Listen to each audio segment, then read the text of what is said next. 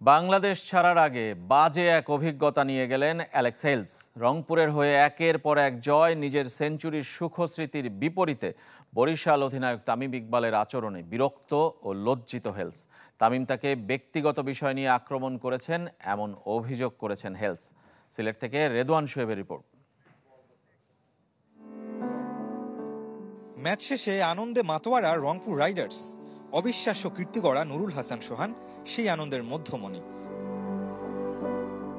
Dugout থেকে ছুটে এসেছেন সতীর্থরা, কোচিং স্টাফ সহ বাকিরাও ব্যস্ত উদযাপনে। বিষণ্ণ প্রতিপক্ষ ফরচুন বরিশাল ক্রিকেটাররা, বিশ্বাসই হচ্ছে না এমন হার। সে সময় হঠাৎ ক্যামেরায় ধরা পড়লেন তাদের অধিনায়ক তামিম ইকবাল। তাকে থামাতে ব্যস্ত রংপুর টিম ডিরেক্টর।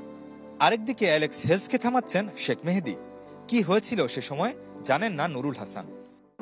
এটা আমি খুব কাছ থেকে দেখি নাই, বাট আমিও এদিকে আসার পর দেখেছি। শেষ পর্যায়ে যখন ব্যাক করছি, আমি আসলে যাওয়ার পর হয়তো বুঝতে পারবো যে কি নিয়ে আসলে হয়েছে, বাট কিছু একটা হয়েছে। আমিও এটা দেখেছি, বাট আমি ছিলাম না এখানে। তবে চ্যানেল 24 এর কাছে বিস্তারিত জানিয়ে গেছেন হেলস নিজেই। আমার মনে হয় ম্যাচ হেরে সে আপসেট ছিল।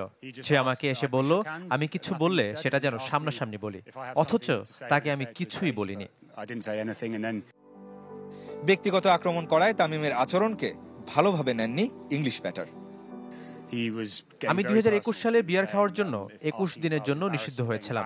সেই প্রসঙ্গ নিয়েও বলেছে সে আমাকে ব্যক্তিগতভাবে আক্রমণ করেছে। এটা খুবই লজ্জার ব্যাপার।